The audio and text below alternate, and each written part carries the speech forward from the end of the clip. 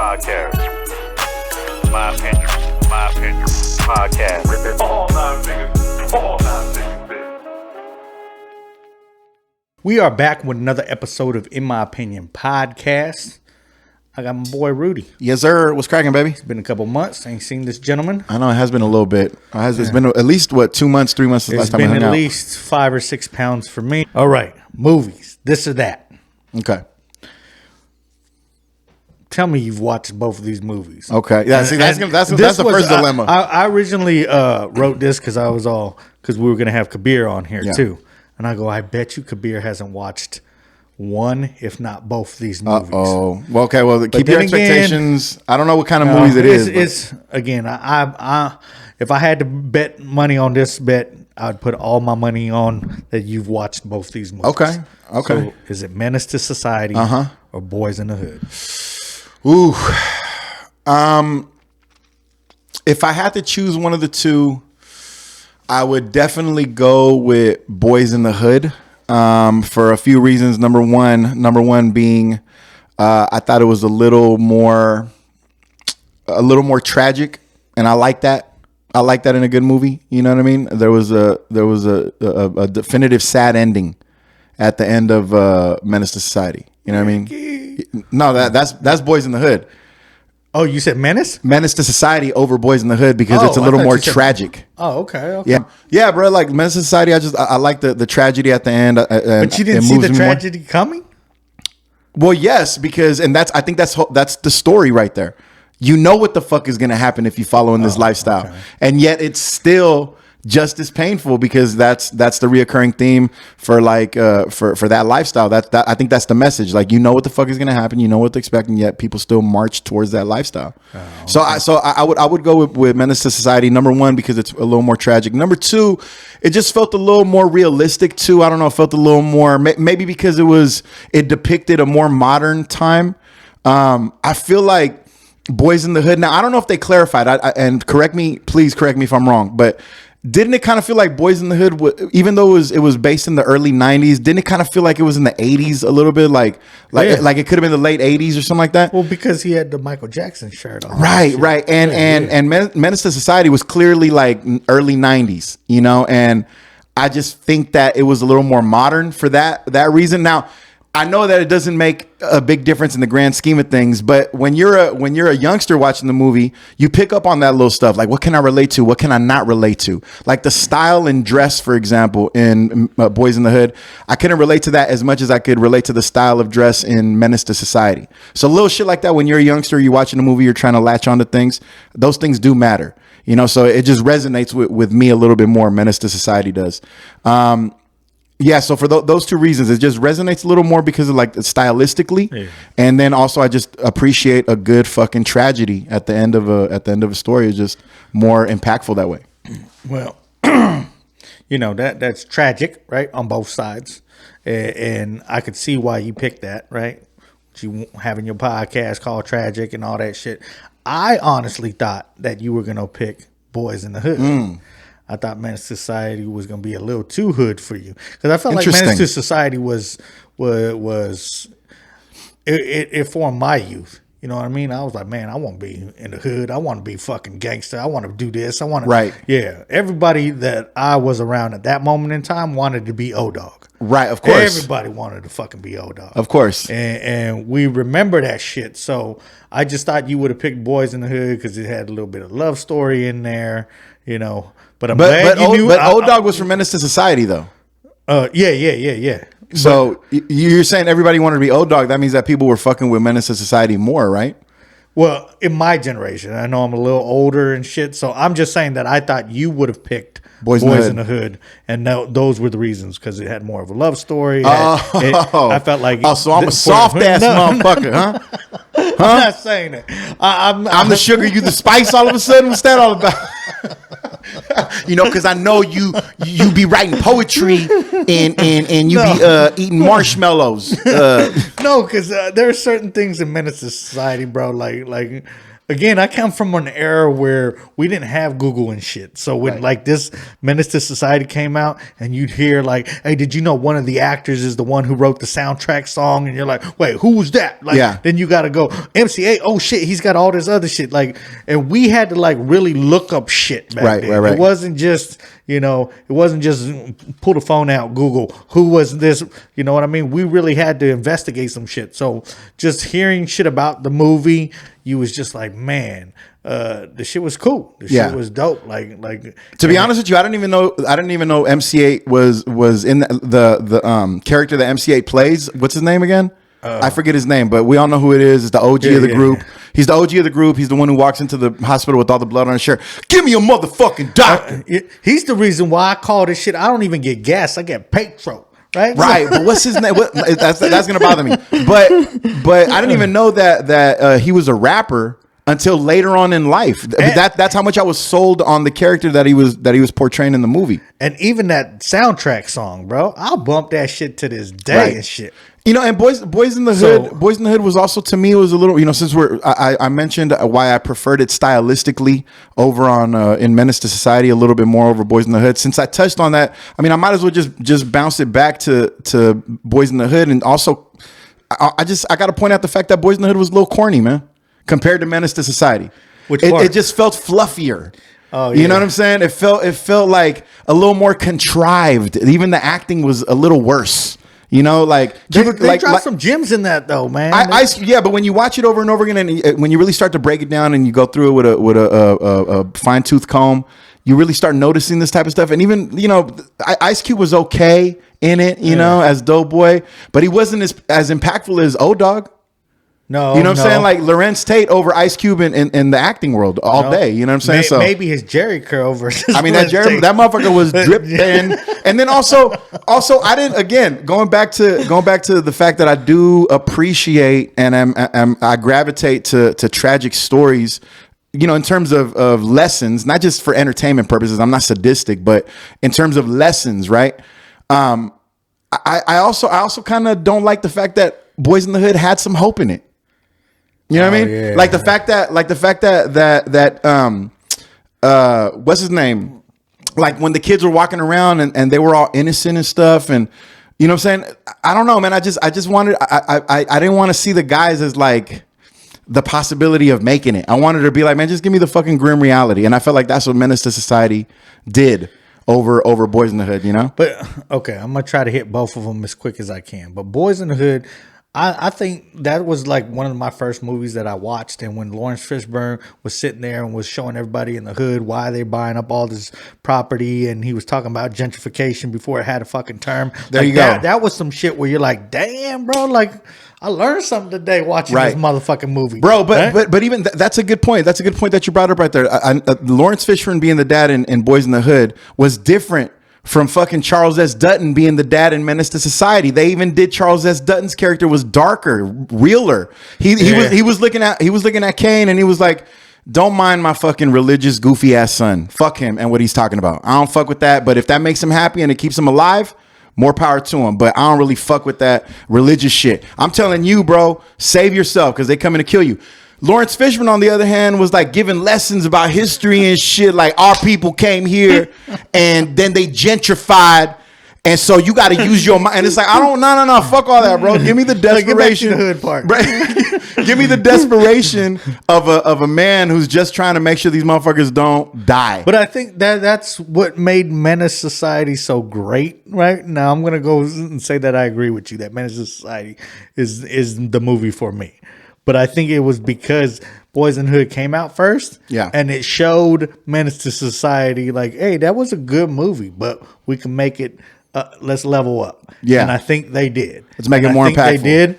And I think there's so many things in the movie. I say monkey ass to this day because of that movie. Right. Me and my best friend, we were like, hey, bro, we're going to start calling each other, shut your monkey ass up. You know what scene I'm talking about? Yes, where he's all asking for his money back. And he's all, I'll pay your monkey ass when I want. Damn, bring it back 70s jargon. Yeah. 70s so I was like, hood fuck jargon. That's my shit. So to this day, I still say monkey ass, right? And so there was like that. There was 2 bowls of ice, baby. Right? When he's like, what you had to drink, right? There was so many things as a fucking kid where I was like, dude, I can't wait to drink a 40. Right? And I'm gonna drink 2 bowls of ice. Right? I can't wait to drink a 40. That's what our movies of our times did, bro. Like, fuck, it made that look like it was gonna actually taste good. Bro, it was like the most horrible tasting shit. I looked at my Kool-Aid when I saw the St. Ides and I was like, dude, that shit away. I was like, this is some horse shit, bro. I was like, I need that right there with the crooked eye. You know, that was just everything in that. And then, like I said, Dog, like I just watched it a couple of weeks ago because I was like, son, have you seen this? I had turned my youngest on to this shit, right? And it was just like, for him, you know, the cheeseburger scene or whatever. Yeah. I suck your dick, man. I got these 2 cheeseburgers. Not that one, but the other one. Oh, no. Yeah, that is Menace to Society. When they went to the cheeseburger stand? Yeah. Then when they went to go get their revenge? Yeah, for sure. My son was just watching that like, I don't get it. And I'm like, of course you don't. I was like, but that was the line that year. Like, everybody was like, I said cheese on my burger, motherfucker. Like, that was the line that year. You couldn't wait to go to a fucking McDonald's or Burger King. I said cheese on my burger, motherfucker. Like, so and then even the dude at the drive-thru would be like, oh yeah, that was a good ass movie though. That was good. Okay, come on up to the window. Even they understood what was going on. So yeah, there was so many things. Like you said, Charles Dutton, you know, because everybody at that time already watched him from the show Rock. Oh yeah, he was phenomenal in see Rock. Where he was gonna be, you know, because even on that show, he was. Hey, Charles S. Dutton. If you are out there somewhere, bro, and you're watching this, I want you to know that I feel the same way about you the way I feel about Esai Morales. Do you know who Esai Morales is? The guy who played Bob in La Bamba. To me, Esai, I hope I'm saying his name right. Esai Morales and Charles S. Dutton, they're fucking 2 different wings on the same bird. Because they were these phenomenal, powerful actors with range and just like their own voice. And they just I feel like they got underutilized, man. They should have been in way more shit. They should have been in way more. Bob should have had his own fucking spinoff movie from Bob. They should have done the fucking Bob story. That is funny. Bob should have had his own fucking. Bob should have had his own spinoff, man. But yeah, Charles Dutton was phenomenal. And I don't even realize, maybe because I was a teenager at the time, like how much it formed my childhood, my adulthood. Like those characters watching Rock, and then him being the dad, and I do remember like the other scene that everybody remembers back then is where while you spitting on all this shit, why are you sitting on the ice chest? Like, right? Oh, when they were blocking the alcohol. Yeah. I mean, so it was just one of those things where just even the jokes were better, and this whole time I've been trying to figure out who MC8. So please, in the comments, people, what was MC8's fucking name in the goddamn bro? movie? It'll come back. It was something about OG or something like that. Bro, it was a reference to him being a little bit older. I think. I don't know. I could be wrong. But no, but Menace to Society all day. Boys in the Hood, I'll watch it anytime it's on. But if Menace to Society is on the next channel over, we switching it. All right. This or that. Ready? These 2 movies. Now I'm gonna give you these 2 movies, but It's not just the movies. It's which one stands out better for playing a special needs, because I can't use the R word no more, right? So okay, the special needs person of the cinema, right? Do you go with Rain Man? Okay. Or Forrest Gump? Because they both on the spectrum. Yes. No, they're absolutely on the spectrum. The motherfuckers are running up and down the spectrum. And I guess another side note is which one would you continually watch? And you're like, man. Are you asking me who played the better? Who played a better? Which one is the better movie? A better. Maybe because they played the better special needs person. Okay, so who played a better special needs individual? Rain Man. And we are agreeing that they were both special needs. We agree on that, right? Yeah, they're both on the spectrum. They're both on the spectrum. I don't know if being on the spectrum. Okay, all right. You look like you need some fucking special needs right now. You need a bib, bro. This is how I know you are just entertaining yourself in your own mind. You're not even listening to me because I didn't even say nothing, and you laughed at your own joke in your head. I did. Spit the water. Like, man. Oh, shit. Like, you all calm and shit on the outside, but internally, you just going through hella material right now. It's like, oh, I'm about to write a joke about that. Well, now you got to tell me what made you spit the water. it What was were you just thinking? me thinking of the special needs shit because I was like, man, I hope I don't go and say the R word 50 times on here. You're scared? Are you scared to fuck up? Are you scared to say the wrong thing? No, it was just that because you brought it back again and you was like, are we agreeing that We agree that there are special needs, right? I just want to make sure we're on the same page. When you brought it back, I was like, oh my God. I was about to, yes, they're both. I mean, but were they really though? Bro, Rain Man was getting money. And Forrest Gump had one of the most interesting lives I've ever seen in my fucking life, bro. This motherfucker avoided AIDS. He avoided AIDS. He was because She was a hoe, bro. No, but do the math in the movie. She already had AIDS when she started fucking him. How do you figure? Because she came back from Alabama or wherever she went to for that extended period of time, right? Yeah. She went away, came back with a kid, right? The kid was clearly Forrest Gump's, right? Yeah. Okay. So you already know when he met Haley Joel Osment, that motherfucker was like 5 years old in the movie, right? Yeah. Okay. So that means that let's say they rekindled their acquaintance in 1980. So what you're saying is So she fucked her 5 years ago. She fucked him 5 years ago, right? Had his baby, went away. Had the baby, was raising the baby for 5 years elsewhere. Forrest Gump had no fucking idea that he was a dad, right? Went out there to wherever she was with the kid, got AIDS. Yeah. When she was out there. But this is after the kid. Yes. Yes. So you're assuming my point is, that Forrest Gump fucked her again. Yeah, he did, bro. He did? Come on, bro. He fucked her again. Come on. If you're feeling titties and busting nuts, bro, that quick. Bro, him and Jenny fucked twice. All she got to do is get naked in front of him. He's already done. When she... No. I'm sorry, Jenny. He's a little more experienced. See, now that's the type of shit you're gonna get canceled for. Not for fucking trying to figure out. I used to use that joke where I was like, "Could you imagine what Forrest Gump sounds like when he busts a nut and shit?" Like Jen.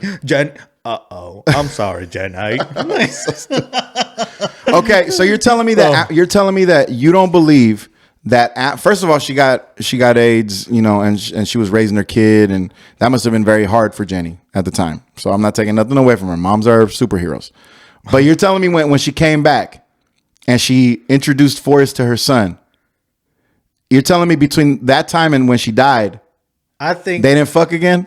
I think Forrest. He lived with her, bro. I will say this, and you hear me, everybody. God damn it, Forrest Gump only got pussy one time in his life. He did everything else in this fucking film. What about all the times he was hanging out with Lieutenant Dang? No, you saw what happened when he hung out, and they got but that was the first time. And there was some good looking hookers and shit. That was the first time, though. Yeah. So okay, so you're saying he only fucked one time when he got her pregnant, and you're against my theory that after she came back and introduced him to his son, they never fucked again until she died. Yeah. And in that time, they never had sex again. Yep. I don't know, man. He lived with her. I'm pretty sure they lived together.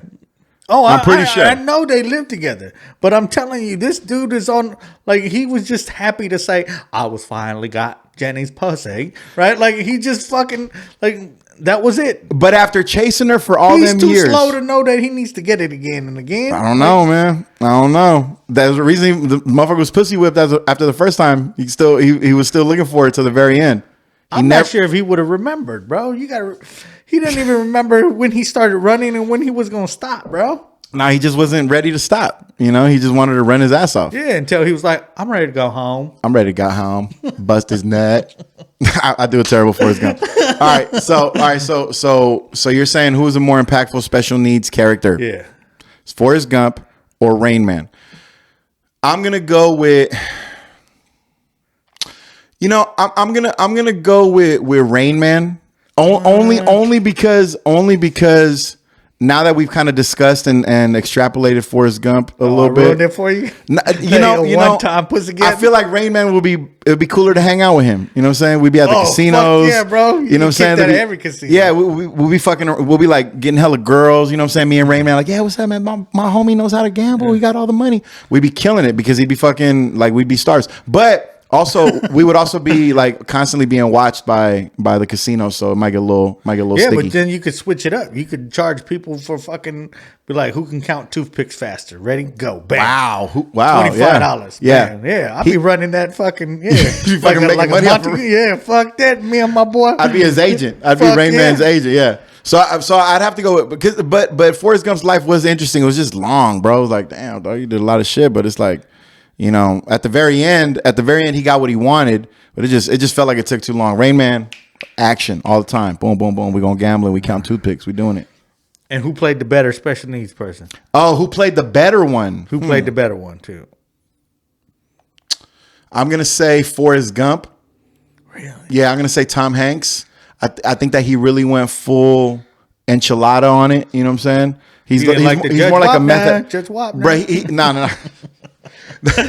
I think that was just Dustin Hoffman's impersonation of a person with special needs. Tom Hanks is a method actor, bro. He fucking went full. He got the haircut. He had the Pee Wee Herman special. You know, he was committed to that person, and we also made him that person over time. And when I see Tom Hanks now, the first thing I think is Forrest Gump. It's the first thing I think. But I'm gonna go with Forrest Gump on that one for sure. All right. Well, I will tell you, I'm gonna have to go with Forrest for both answers.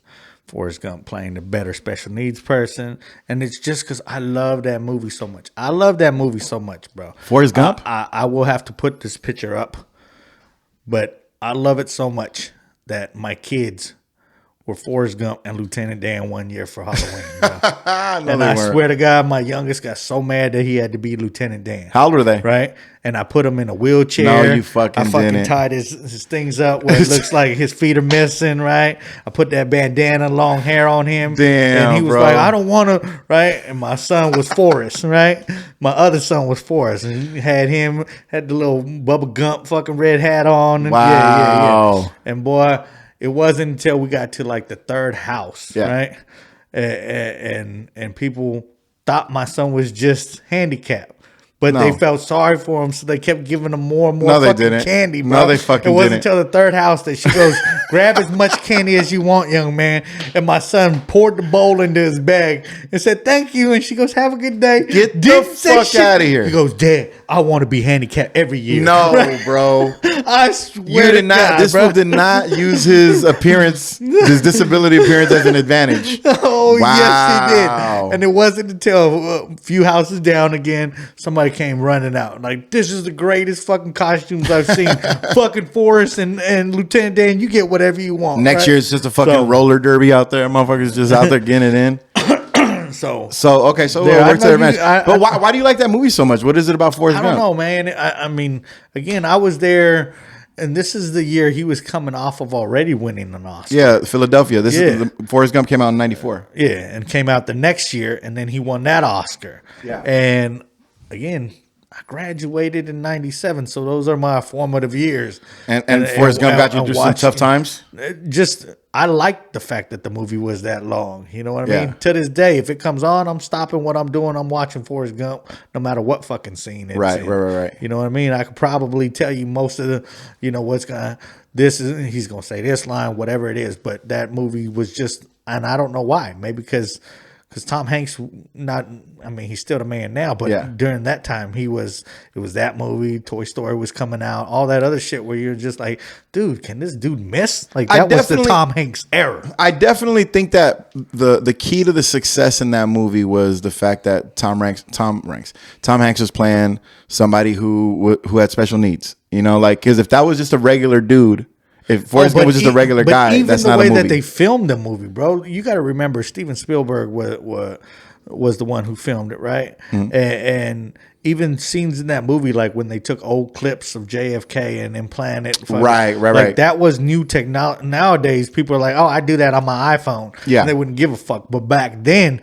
it was like this was the new technology of film, going Right. on too. That's a good point. That to is a see good that point. happen, that's why it didn't even feel like it was a 2-hour movie back Yeah. then. It was just like, what the fuck did we just watch? And this motherfucker came up with everything, even the "Be Happy" slogan. You know what? That's a really good point, man. I didn't even think about the fact that the movie itself, not just the character, not just the story, but the movie itself was very forward thinking for for cinema at the time, I would say, because the way that it was shot, you're right, the way that it was shot was different, very different. Not just the incorporation of Tom Hanks in older clips from like Vietnam or JFK or whatever, not just that, but also the fact that Steven Spielberg took this opportunity to tell a story in the way that we watch TV nowadays. It was like a lot of quick cuts, like it was a lot of quick change of scenery. Like one day you're in the South in the 50s, then the next day he's a little boy, and then the next day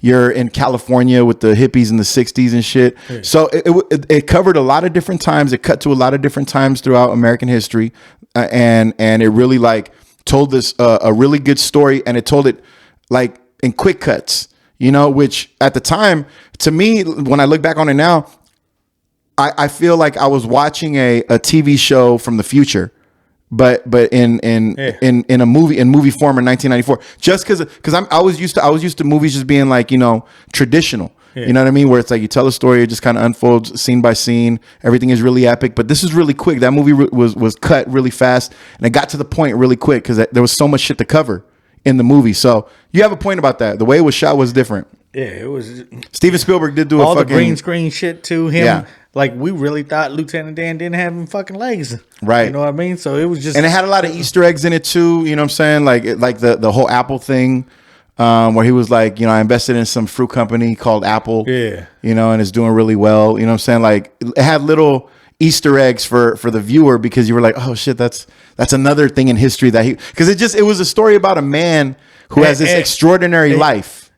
And even back then, 94, man, Apple wasn't what Apple is today. You know what I mean? That's some Illuminati shit. They were letting you know. Yeah. So that was on some, where... I mean, theoretically, Forrest Gump in that movie, the last time we saw him was in the 80s, right? When Jenny died. He'd be worth now, bro? And at that time, he was maybe, like 45? So that was 40 years ago. So right now he'd be 85. You know what? I never even thought about this. I don't know if you know this, but or 40 years ago, not 80 years ago. What the fuck is that dude's name? One of the richest dudes, Microsoft dude. What the fuck is his name? Bill Gates. Bill Gates. You realize Bill Gates is part owner of fucking Apple? Oh, he is? Yes. Get the fuck like this out is how here. Gangster he was. So that's what I was gonna say is Apple took a dip in the 80s and almost went out of business. And Bill Gates saved that fucking company, right? And that's the whole Steve Jobs, like they're and if I'm misquoting, I guess I'm misquoting. So you're saying he let Steve Jobs be the face of it? Yeah, pretty much. Because you know that they fired Steve Jobs and got rid of him, and then they hired him back. And they brought him back, out of his own company too. So this is another thing, you know what I mean? But I'm saying that if Forrest Gump was a real movie and everything, like he probably would be more owner than Bill Gates and richer than he'd probably be Jeff Bezos before Jeff Bezos. Yeah, he would have been a fucking trillionaire. Like so fucking rich that a fucking somebody who would have invested in Apple that much money that early. Yeah, I guess they would be a fucking trillionaire right now. Fuck a billionaire. Yeah, they'd be a trillionaire right now. It'd be like one of the kings of fucking Saudi Arabia or some shit. One of the princes out there. Yeah. So, shit. Does somebody have $1 trillion in this world? No, not yet. Not yet? Not yet. Damn, where does that money even come from? It's fucking crazy. All right. We'll do this last one, then we'll switch over to the regular questions. This or that.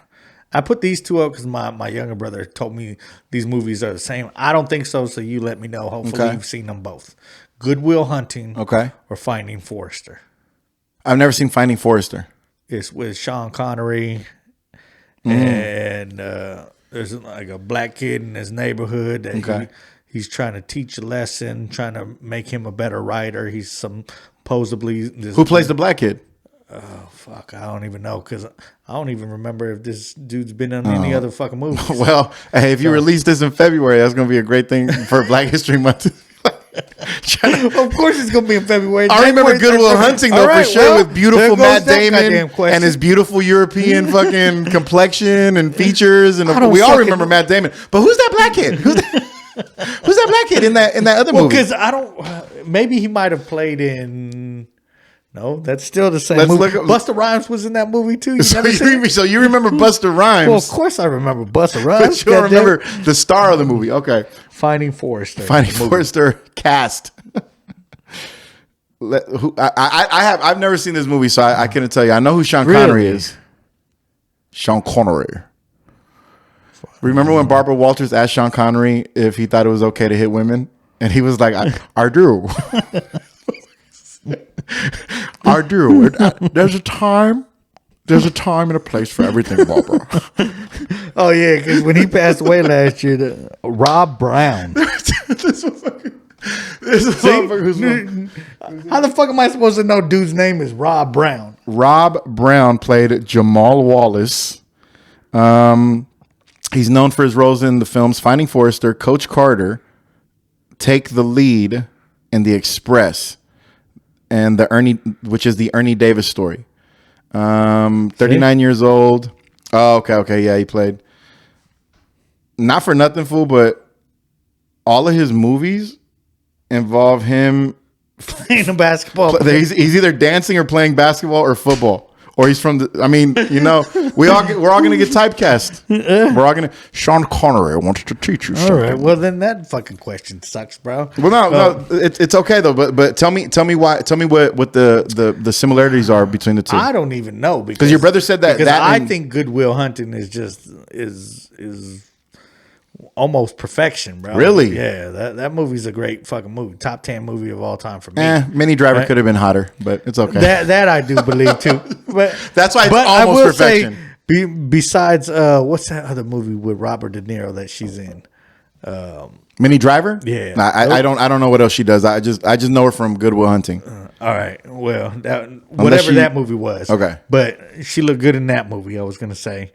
But I do think, yeah, they could have picked someone better. I mean, no, I'm just being a dick. The story was really good though. The story was great. Was really compelling. Here's the one thing though that I don't remember about Good Will Hunting. What was his fucking problem? Like why was he so fucking Because he was tight about shit? I mean, he was brilliant and all this shit, right? But what were his dark secrets that Robin Williams made him cry about when he was like, "It's not your fault. It's not your fault, champ." Again, it has to go to my favorite line of the movie, bro. And I tell people I'm like this. Because somebody put a cigarette butt on his back. He used to get beat, and I'm the type where he goes, they used to put out a belt or a wrench. Right. And I'm going to pick the wrench every fucking time. He goes, why? Because fuck him is why. And I'm that dude.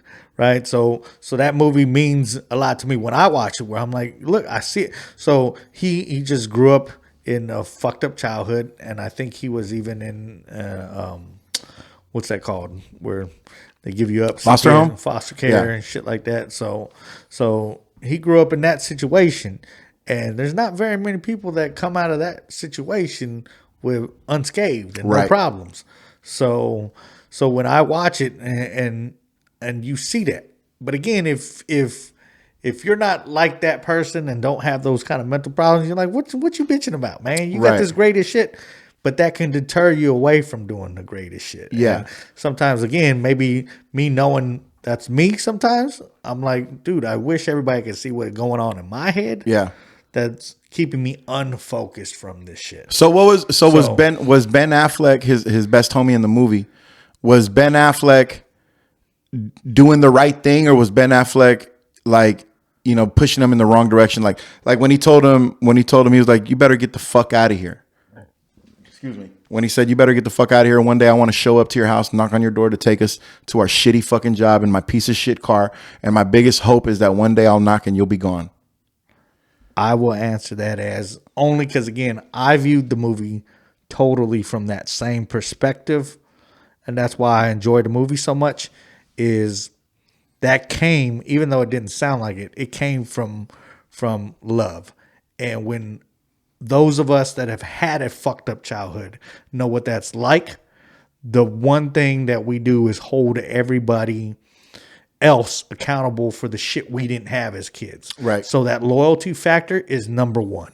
Right. We're so tired of being hurt, mistreated, this or that's what we hold down. And that's why he knew he had to tell his friend, like, dude, I love you, but I can love you Like, you're gonna disappoint us because we know you have this fucking gift. So he had to hear it. So otherwise, he would have just thought it. Yeah, and he wouldn't have acted on it if he wouldn't have heard it, because that's what Matt Damon told him. He was like, dude, don't you want to just fucking grow old together and have our kids play baseball and we're chilling? He's like, fuck no.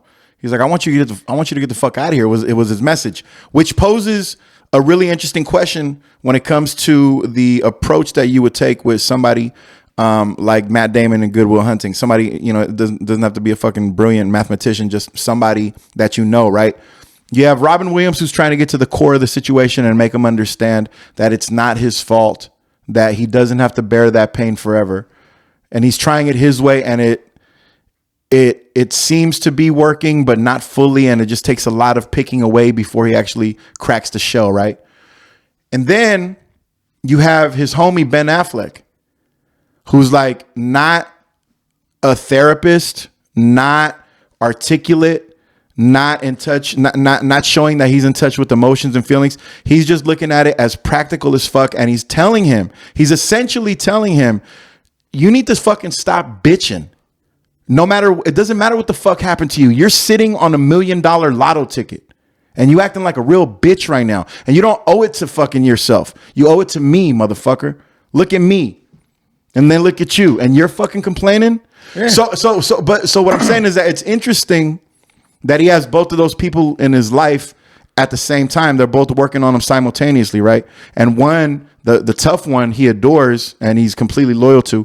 And the softer one that's trying to get to the core of the issue, he's rejecting him. So the question that I think that which is interesting that it poses is, which one of those two approaches is better to help this person in this situation? If you had the opportunity to help somebody and you had the ability to be on either side, which one would you pick?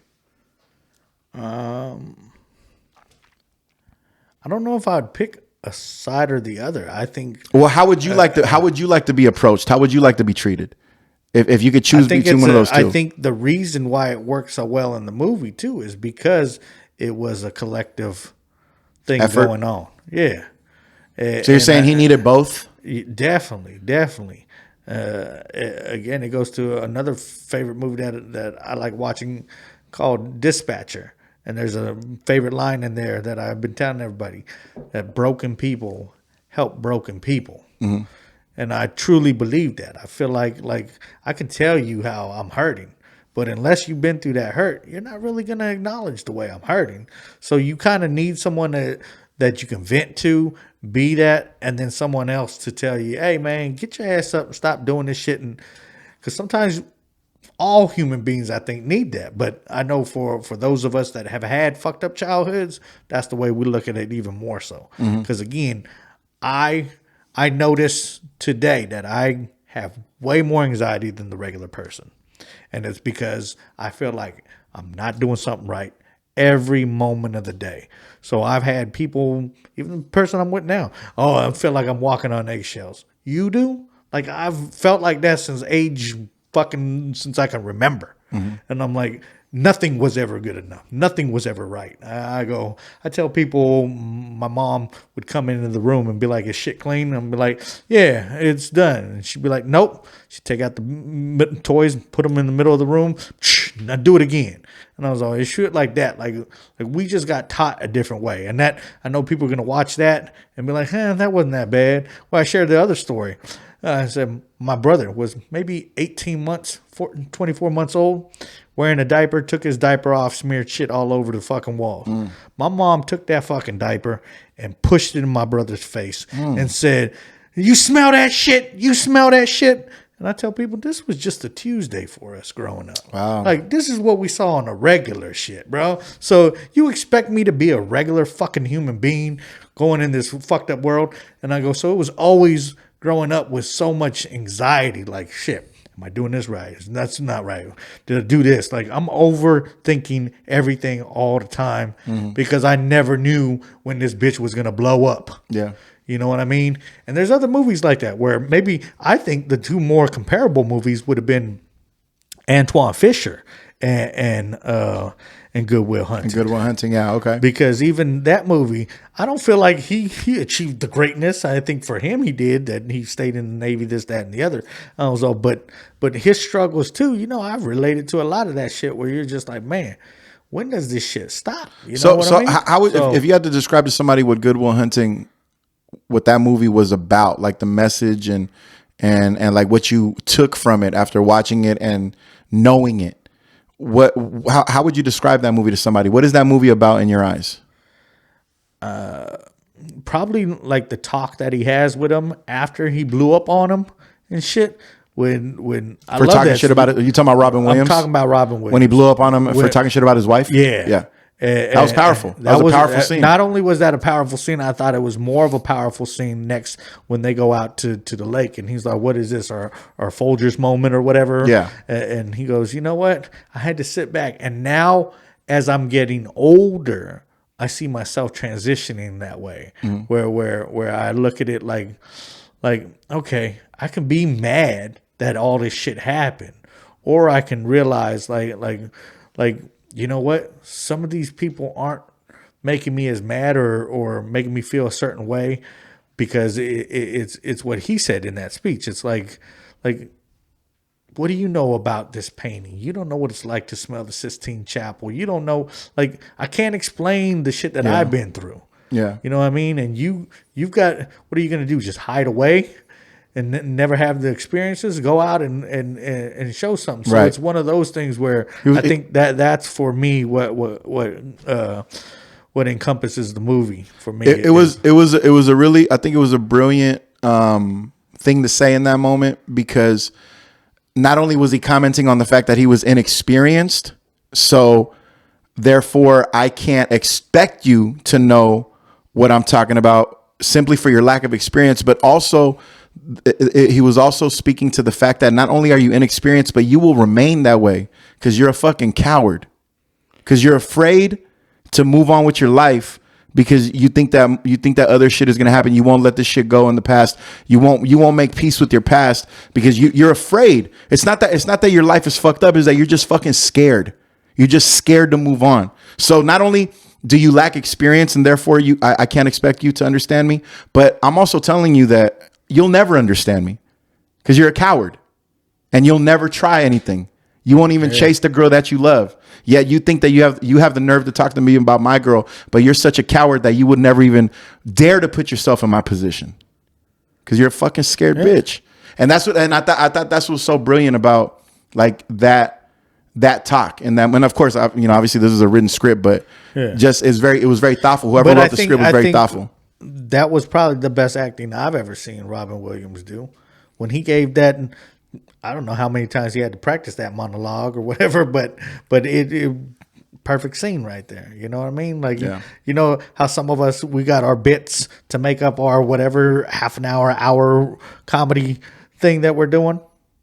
That was his strongest bit that I've seen. It was a closer. Yeah. So no, it was definitely a great scene by Robin Williams, and also like really great writing, and just the message was really powerful. And I think that's the way that I would describe the movie. It's a story about a guy who was so paralyzed or petrified, and I guess paralyzed by fear because of the life that he had experienced thus far. He became still, and no matter how brilliant he was, and no matter how many reasons he had to continue to be in motion and to grow, he chose not to out of fear. Not because he couldn't, not because he was a victim, not because he was being held back. He was choosing to be all those things so that his fear could be more convenient and so that he could justify his fear, And it's a story about somebody who lost the most important thing to them and yet is still able to tell somebody else it's worth risking. You know what I'm saying? Yeah. Even though it hurt me so much and it brought me back so far, pulled me so far down, I would do it all over again. It was worth risking. And that's what life is about. Because otherwise, what the fuck are we doing here? If we're not willing to risk it, if we're not willing to let our fucking heart bleed all over the ground, we're gonna waste 80 years of a human experience that some other fucking lost soul that ended up in your dad's sock. Yeah. He could have had that shit. You know what I'm saying? And you don't even know what that fear is going to be like when she finally leaves your ass 20 years later. Right. And then I tell people that too, because then my biggest fear is her bitch ass telling everybody my little deep secrets. Of course. You know what I mean? Like, I don't need you to go out there telling how much I love you licking my butthole, but I loved it. Hey, well, if she thinks that that's telling on you, that's really telling on herself. All right, Rudy. I don't think I've asked you this question. If I have, let me know. We'll move on to the next question. But I've been asking. I'll answer it again. This is going to be the question that I try to ask on every podcast. And it's, if you was locked up and tomorrow's your due day. To go into jail? Tomorrow's the day I go to jail? No. Tomorrow's the day that you're getting executed. Oh, shit. Okay. And you got a last meal, but you can eat it and get it from wherever, whomever you want it to make, live or dead, because people have answered, oh, my grandma's cooking if she was still around, right?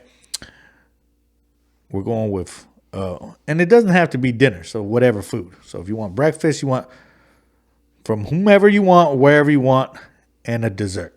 Why am I? Okay. Now, I've thought about this. So I do have an answer, believe me. But because I've thought about it, I gotta throw this in You're there. gonna go to a buffet. No. It depends on why I'm getting executed, and I'm not saying that to wiggle out of this, but because I've thought about this before. It depends on why I'm getting executed. If I'm being unfairly executed, that's one thing, and if I'm being killed for a reason that I stand by and stand on, Okay. that's a different situation. So if it was like something that I'm standing on, Then you just wouldn't eat? no, fuck that. If it was something that I'm standing on and I'd be like, and I was in court and I'm like, okay, Your Honor, you made your decision and I just want to let the entire court know, I would do that shit again and again and again and again, because I know I did the right thing. If it was something like that, then I would be like, I want my mom's enchiladas, I want her salsa, I want her rice, I want a big ass piece of cheesecake with some fucking with some strawberry jam on We'll top. go back to the enchiladas. It's red sauce. It's red sauce, chicken, no, any meat. No, red sauce, just red sauce and cheese. That's it. That's how we used to eat them back in the day. With her rice and her salsa and her beans. Just my mom just make me a big ass beautiful plate and a big ass piece of cheesecake with some strawberries on top, and boom, and I'll eat that shit delightfully, and then go kill me because I stand on what I did. But if I'm being persecuted and executed for something that is unfair to me, or for an unfair reason, or for something that I didn't do, I simply didn't do. You're gonna eat something you're allergic Bruh, to. no, hell no. I would tell them I'd tell them bring me one olive. One olive. One olive. Why? Just to say fuck you. I'm gonna eat the fucking olive, spit the pit out, and then be like, let's go kill me. Just like, you know what I'm saying? Because at that point, you know, obviously I can't do anything about it, but for me to accept a meal and be satisfied and happy to have this last meal, even though I'm about to march towards something unfair that I do not deserve, something unjust that should not be happening, then You have thought about this. Absolutely. I don't want to But give you them. thought about it on a whole nother level For than sure. most people. For sure. I don't want to give them the satisfaction of watching me be grateful Can I to ask have. you where you thought of this? I mean, I smoke a lot of weed. So, So it was just last night. I was flipping through the food Yeah, channel. bro. I was like, I wouldn't eat that if it was my last meal. no, but if it was something unjust and it was something unfair and something that should not be happening, and I'm not in agreement with it, I'll fucking be like, all right, bring me one fucking olive. Bring it on a fucking plate. Bring me an olive on a plate. I'll eat it and I'll fucking spit the pit out and I'll be like, let's go kill me now. But if it was something that I stand on, I'm getting the most delightful meal and I'm gonna enjoy the fuck out of it. I'm gonna be smacking my teeth. I'm gonna be just fucking smiling and just cheerful while I eat it, to say fuck you to whoever is about to take me to my death. But I'm standing on it though, so that's why I'm gonna be so cheerful and delightful about it. I do want to share this only because I thought it was fucking funny. Is Do you know what Kabir answered? What did he say? He answered, a Big Mac and fries. I said, why? He goes, because no matter where they get it from, it's always going to taste like a Big Mac and fries. You gotta get the right shit. He goes, what happens if it's your mama's enchiladas? Right? Well, he didn't say enchiladas, but I'm telling you, and she decided to burn them that day. I'd be like, damn, or Mom! they was too salty. Or On the day of my death? you couldn't get it right. You couldn't taste it first. Yeah, bitch. sorry, mijo. They ran out of the those chiles de serranos that you like. Somebody be like, fuck, man. Yeah, that's not even the cheese you normally use. Yeah, but it was going bad. Yeah, that would be We fucked cut up. the I'd be mold like, off and use the rest. I'd be like, hey, Mom, you didn't go to La Victoria for this, huh? Yeah, I could tell. These are different tortillas. They're nasty. Would you put them in the microwave or some shit? I just thought it was funny because, again, I think only comics view shit differently like that, where we asked, like, hero versus villain, and only my son was like, I'd rather be a villain. I said, why? He goes, because, yeah, I just feel like if you're a hero, you're underappreciated. Somebody always going to tell you that you didn't save me the right way. You didn't save enough people. And I was like, man, I never thought of that. Superman's fucking running around all over this fucking world helping people, and they're bitching about Superman got hella frivolous lawsuits for like giving them whiplash when he caught them falling out of a building and shit. Your Honor, my client Lois Lane was falling at a rate of 900 miles per hour, and this irresponsible man caught her. And hurt her neck. So we're gonna need $1 million. Let me see what I got. Yeah. So that's my answer to the food thing. And I definitely have thought about that many times. So that's the direction I would go in. We don't have much time, but I know we're gonna talk about this in detail. We have to talk about something topical, and this is a big topic. You probably talked about it on the radio. Okay. I hate this fucking place. Okay. So thank God one of them's closing. All of them should close. But In-N-Out in Oakland. The Texas guy, of course. Yes. In-N-Out, yuck. Yeah. But on the other hand, Oakland, yuck, for making them close, bro. It's bad. Let's talk about this. Did you guys have this discussion on radio? We talked about it a little bit. Unfortunately, we don't really talk as much about community stuff. Well, now you get to say as we like to, because you're not on radio. Oh yeah, for sure. So tell me what you didn't say. What you would have liked to say. I mean, about this bullshit. Well, look, man. In-N-Out leaving Oakland, I don't think that's devastating to the city. I think it's symbolic, and I mean, frankly, like In-N-Out, they're gonna be fine. Like I'm not worried. I'm not worried for In-N-Out. I'm sure another fast food chain is gonna come in and fucking take over that spot. Not in that area. Don't be surprised, man. Don't be surprised. In-N-Out, they've proven to have different standards for a long time. They still have. Did you realize everything else around that area has been closed down? The Starbucks closed down. The Wingstop. It's a fucked up area for sure. But I don't think that it'll stay barren forever. Somebody will always find an opportunity to try to make some money. Closed there. Yeah.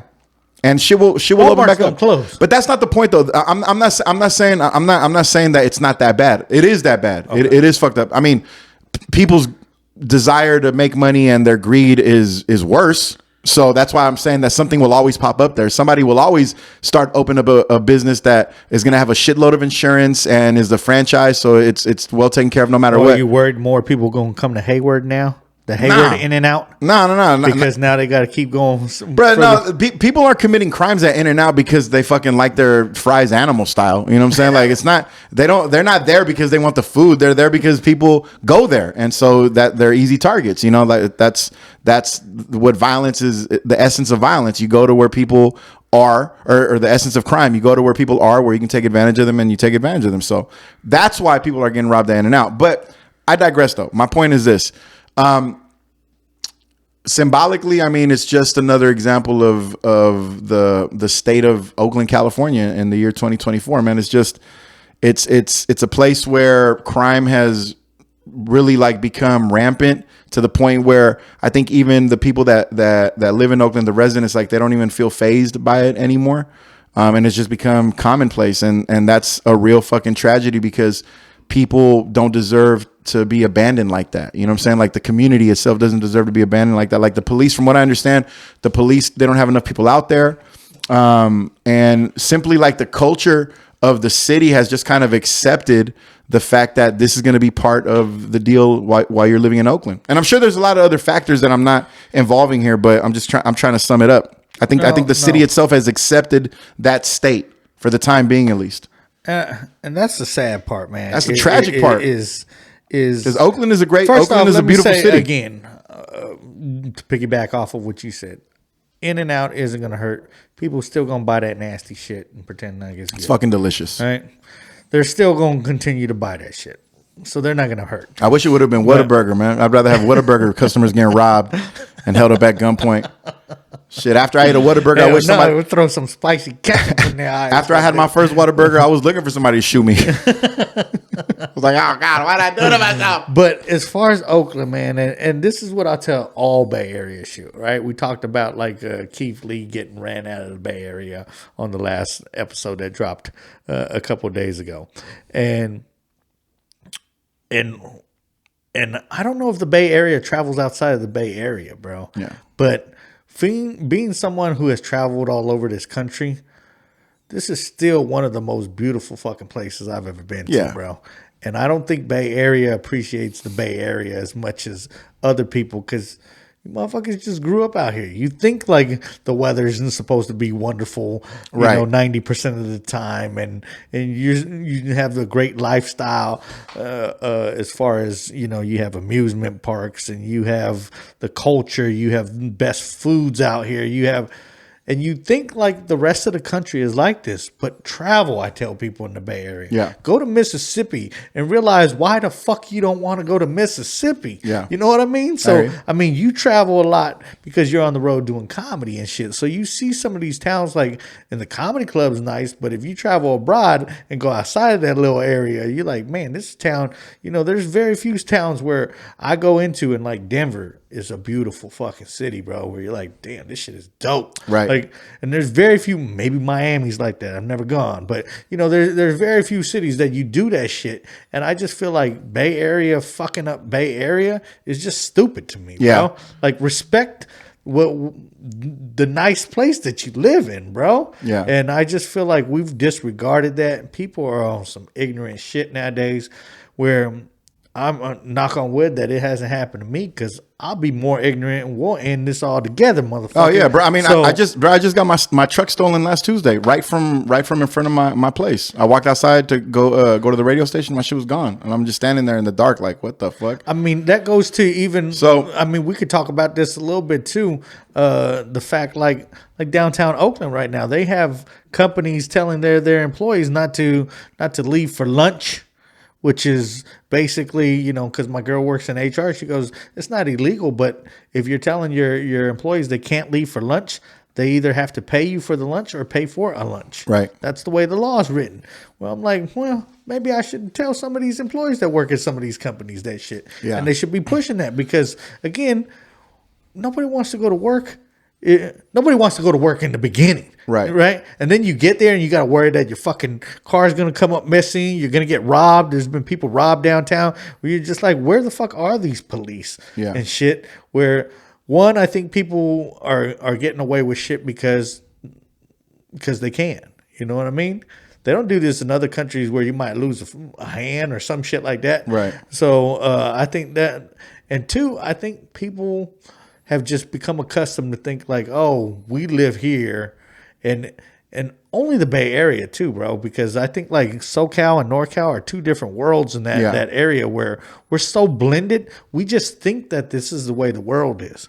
Like, it doesn't really matter. Like, culturally, we're so dope here in the Bay that I just wish that. I mean, we are, but let's examine that though. Well, actually, let me fold that page for a second, right? And let me go back to some that you were talking about, because I wanna add to this. I think what you're seeing in the Bay Area right now with the type of crime that we're dealing with, and the sense of like desperation in certain cities like Oakland and some parts of San Francisco, and Richmond was really bad for a while, and Vallejo, and the culture of crime that's on the rise right now. I think that's just a byproduct of a region that is becoming extremely hard to live in. You know, for regular people who aren't making six figures, who aren't making a bunch of money. I think that comes with the territory. Like once you start putting people under this type of distress and the type of pressure that you go through, like when you don't know if you're going to be able to pay rent or how much a couple should make in the Bay Area? like 140,000. No, it's $370,000 a year. Is what who the fuck, man? As a couple, Yeah, you know what I mean. So this is the what I think what you're seeing right now. The culture of crime is, I think it's on the rise because you see that it's very difficult to live here, and we're in a transition phase where they're trying to get rid of, or certain people are going to get pushed out, and certain people are going to remain or move in, and those certain people are going to be the ones who got it, and then the ones who don't got it are just going to have to survive somehow within the cracks, or they're going to have to move. Plain and simple. But that's not unique to the Bay Area, though. That's something that happens all around the country, all the time, everywhere, every fucking day, till forever. It will never change. That will always happen. So what the Bay Area was, like in my lifetime and decades before that, like that culture of like togetherness and enlightenment and rebelliousness and intelligence and tolerance and creativity, that's dead. That time doesn't exist anymore. Now we're the people my age are hanging on to those days, trying to remind people of that. But younger people, they don't know that. The younger people just know a culture of bipping and stealing and certain cities that are just like off limits at certain times, like that. And don't get me wrong, back in my day, it was, there was always going to be danger. You know what I'm saying? But back in the day, though, it didn't feel like a culture of crime was the thing that you had to look out for. Back in my day, it kind of felt more like, don't go to certain areas because shit is happening there. And that was par for the course. But now it's like, you can't go now. Now everybody feels like, damn, I'm about to get robbed tonight in front of my house. And the respect was totally different. I just saw a clip with Too Short. I don't know if you saw the same. Somebody asked him, was it more dangerous then or now? And even Too Short was like, back in the days, we moved in a gangster way. Like, you knew if someone was coming after you, because at least they had that respect on that portion. He goes, nowadays, somebody can be emotional. And that's the end of your life. Right. That's it. He goes, I don't even like going in that area no more. Like, right. So that just, that is Mr. Oakland. You know what I mean? Like, but murder is murder. You know what I'm saying? Like people are getting killed. People were getting killed back when I was a kid, and people are getting killed at a crazy rate now, and people are gonna remain getting killed in certain areas, like in areas where crime is prevalent. Like, there's gonna be violence. Like, I don't think that the style of violence is exclusive to one era, because I promise you that the way that we're talking about 20-year-old youngsters today is exactly the way that 40-year-old people were talking about our generation. So I mean, menace to society. Exactly. It's just it's a matter of perspective, but the experiences and the practices are pretty similar. It's just that, is it coming in at a higher rate or not? And I think that right now we're living in a time where it is coming in at a higher rate. I don't have the stats or anything on it, but you get the feeling that certain crimes are on the rise all the time. Now, I do want to add this though, and this isn't just for the Bay Area, but this is for everybody. Also, I also think that it's heavy on our mind because social media is also an element that has made everything more serious. Shit that really shouldn't be that serious, it's made way more serious. Like somebody stealing a car in San Leandro, if you catch it on a Ring camera, all of a sudden it sparks a conversation amongst an entire community, even communities that are outside of that community. So having access to seeing everything, when you become saturated with information, it makes you believe that shit is happening constantly all the time. And there could be a little paranoia there. You know what I'm saying? Back in the day, we didn't have social media. So if shit was happening 3 blocks over, you didn't know anything about that. You didn't trip off that. But now, when everything is happening all the time. So is it unnatural? Is it weird to think that when you're constantly exposed to these fucking stories about what happened there and what happened there, and did you hear about that? And did you hear about that? Isn't it just a matter of time before you start believing that that's the world at large? I think there's a portion of that. And I, to your point, I think you're correct on the fact that we're saturated with all this stupid information and people believe anything and everything. But I also believe when it comes to this issue, I even had a friend that him and his girlfriend went out to Frisco probably like a year and a half ago or whatever he was saying. And he goes, I saw someone's car getting stolen. I ran over to the car thinking like I'd scare him away. He goes, dude pulled a gun on me. Yeah. And he was like, I just turned away and was like, hey, fucking take it. And But that's regular behavior though? But what I'm saying is I've had that conversation where I'm like, I wish I could see somebody. And I'm right with my friend where I'm like, if it's not my shit. Right. Right. Exactly. It ain't that important to me. Yeah. Go ahead. Go ahead. Go ahead, man. Hey, yeah. You need bridge toll? Hey, that's a stick, homie. That's okay. So hit that clutch. All right. Take it easy, man. Be Need safe. bridge toll? Yeah. Hey, be safe out here. But if it was my car, I don't know. Oh, of course. Like that's where I'm just like, And that transcends generations and eras, bro. Like, most people throughout most history, throughout most of humanity, and probably in the past, in the present, and in the future, if it ain't your shit, mind your business. What struck a chord to me is the fact that I would have never thought someone would have had a gun on them, even if they were stealing shit. Right. So for him to be like, nah, he pulled out his gun, and I was like, oh shit. Well, obviously you're still here telling me the story, so I knew nothing happened. I mean, bro, if I became a criminal tomorrow and decided to go steal shit from people, I would bring a gun too, because that's part of the fucking. That's part of the kit. No, I'd be like Melissa McCarthy and shit, and put my hand in a bag and fucking. No, because why? Because if I'm a civilian and I'm gonna turn into a criminal or an outlaw, if I'm gonna go from civilian to outlaw, I understand that if I'm choosing to cross that line, I know exactly what the civilians are concerned about, because I just was one 30 seconds ago, right? So now that I'm an outlaw, understand that the civilians got guns. Because why the fuck wouldn't they? Yeah, but I think I come from an era where motherfuckers would talk about the difference of time you're going to get with having a weapon on you versus not having a weapon. Right. So, and I come from a time where if you're carrying it, you better be ready to use it. Right. Don't just fucking, you know what I mean? So I think that's why when I was told, I didn't even think someone would carry a gun on them for stealing a car. Yeah, because that's just you're just saying, stealing a car. You're saying that's like bad. Yeah. That's bad. Grand Theft Auto is not the time you're gonna get for fucking murder. You know what I mean? Like or having a weapon. Yeah, everybody needs a lawyer, and then they need a hood consultant. You know what I'm saying? So they can come out and tell you like, yeah, man, look, bro, it's cool to go rob. I'm not saying don't rob. Rob all you want. But don't have a gun on you, bro. Okay. I'm not saying don't go into that house and steal their couch. That's fine. No, do that shit. Also, bring me something. All I'm saying is make sure they're not at home, because that's home invasion. You know what I'm saying? It's a different story. Exactly. See? These criminals need to get smarter, is what Rick is saying. What Rick James is saying is that if you're going to commit a crime, do yourself and really all of us a favor and learn the law. Learn the law. Yeah. So you can break it better. My main man, Rick James, the comedian Rick James. Get up on. In my opinion, podcast. My opinion, podcast. All nine niggas.